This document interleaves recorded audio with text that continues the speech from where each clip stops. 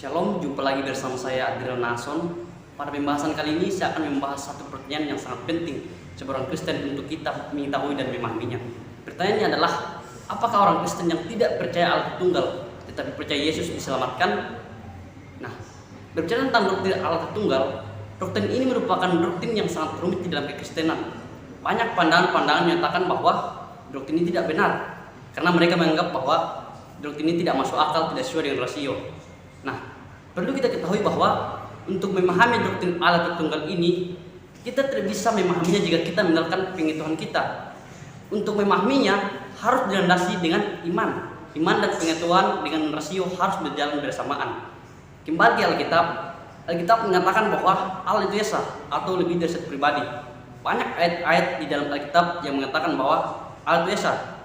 Contohnya di dalam Kejadian pasal 1:26, Matius pasal 28 ayat 19, Markus pasal 12 ayat 29, dan masih sangat banyak ayat-ayat yang mengatakan bahwa Allah itu esa atau lebih dari satu pribadi. Nah, saudara, berbicara tentang keselamatan, benar bahwa syarat keselamatan hanya berada di dalam Yesus Kristus. Hanya percaya mengakui Yesus sebagai Tuhan dan Juru Selamat, maka kita akan diselamatkan. Berdasarkan Yohanes pasal 3 ayat 16, Kisah Para Rasul pasal 16 ayat 31, Efesus pasal 2 ayat 8 sampai 9, dan Roma pasal 3 ayat 4. Ayat demikian menyatakan bahwa hanya melalui iman kepada Yesus Kristus kita diselamatkan. Memang benar bahwa tidak ada satu ayat pun di dalam Alkitab yang menyatakan bahwa percaya, memahami atau mengerti Allah Tritunggal diselamatkan. Tetapi yang saya mau tekankan adalah orang yang percaya Allah Tritunggal sudah pasti percaya Yesus sebagai Tuhan. Karena di dalam doktrin ini sudah mencakup Yesus sebagai Tuhan, Yesus sebagai Allah. Nah, orang yang tidak percaya Allah Tritunggal selamat atau tidak tergantung sejauh mana ia tidak percaya.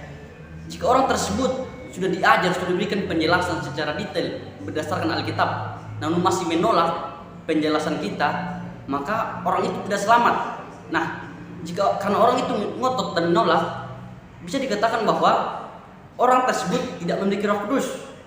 Karena tugas Roh Kudus adalah mengajar kita seluruh kebenaran. Kita bisa baca di dalam Yohanes pasal 3, Yohanes pasal 16 ayat 13. Nah, saudara, jika orang tersebut tidak memiliki Roh Kudus, berarti orang tersebut bukan orang percaya.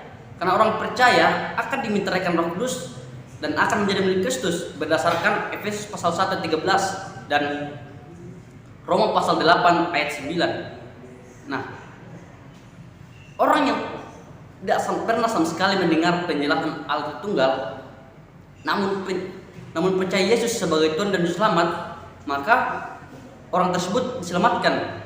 Jika orang tersebut misalnya memiliki kelemahan di dalam pengetahuannya mungkin, atau mempunyai keterbatasan yang memungkinkan dia untuk tidak bisa memahami Allah Tritunggal, atau misalnya orang tersebut tidak pernah mendengar penjelasan Allah Tritunggal, atau misalnya berada di pedalaman daerah yang tidak pernah mendapat penjelasan tentang Allah Tritunggal. Nah, jadi apakah orang Kristen yang tidak percaya Allah Tritunggal tetapi percaya diselamatkan?